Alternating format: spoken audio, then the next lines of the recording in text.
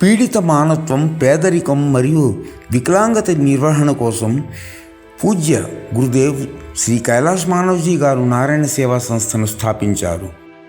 దేవుడు ప్రతి మానవుని నిజమైన రూపం నరహి నారాయణ్ అనే సూత్రం ఆధారంగా చేసుకొని ఈ సంస్థ పేదలు, పీడితులు, వికలాంగ సోదరులు, సోదరీమణుల అభ్యున్నతి కోసం నిరంతరం ఉచిత సేవా కార్యక్రమాలు నిర్వహిస్తుంది.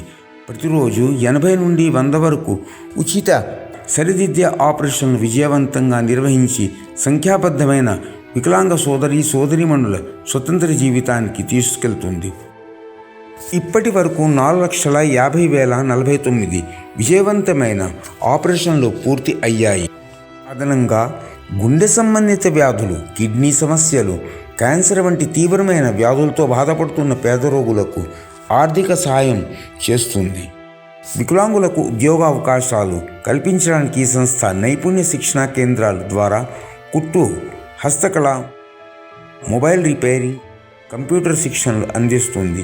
ఇప్పటి వరకు 3,95,025 కాలిపర్లు, 38,576 ఆధునిక కృత్రిమ అవయవాలు, 2,89,338 వీల్ చైర్లు మరియు 2,74,030 ట్రైసైకిళ్లు అవసరమైన వారికి పంపిణీ చేయబడ్డాయి.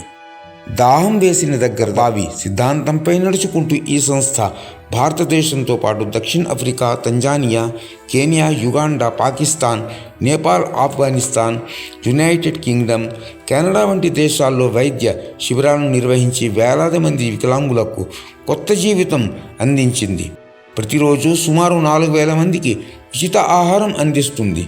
వికలాంగులను సమాజపు ప్రధాన ప్రవాహంలోకి తీసుకురావడంతో పాటు 2,510 సామూహిక వివాహాలను నిర్వహించింది.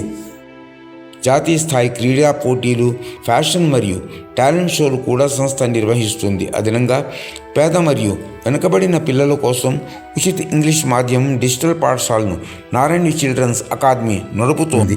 మానవ సేవలో విశిష్ట పాత్రను గుర్తించి నారాయణ సేవా సంస్థ స్థాపకులు పూజ్య గురుదేవ్ కైలాష్ మానవ్జీ గారికి భారత మాజీ రాష్ట్రపతి ప్రతిభా పాటిల్ గారు పద్మశ్రీ పురస్కారం ప్రదానం చేశారు. సంస్థ గ్లోబల్ అధ్యక్షుడు ప్రశాంత్ అగర్వాల్ గారు వికలాంగుల శక్తివంతీకరణలో విశిష్ట సేవలకు గాను వ్యక్తిగత పురస్కారాన్ని అందుకున్నారు. నారాయణ సేవా సంస్థ ఉదయపూర్లో నిర్వహించిన వీల్ చైర్ క్రికెట్ టోర్నమెంట్ ప్రపంచ రికార్డు 2022 డిసెంబర్ 3న గిన్నిస్ బుక్ ఆఫ్ వరల్డ్ రికార్డులో సమోదైంది. భారతదేశం నుంచి పోలియో పూర్తిగా నిర్మూలించినప్పటికీ ఇంకా 70 లక్షల మంది బాధను అనుభవిస్తూ జీవితాన్ని గడుపుతున్నారు. ఇవాళ కూడా వారు మీలాంటి సేవాభావి మనుషుల సహాయం ఎదురు చూస్తున్నారు. మీరు కూడా ముందుకు వచ్చి ఈ నిస్వార్థ మానవ సేవలో భాగస్వాములు కావాలని మేము మనస్ఫూర్తిగా కోరుకుంటున్నాం.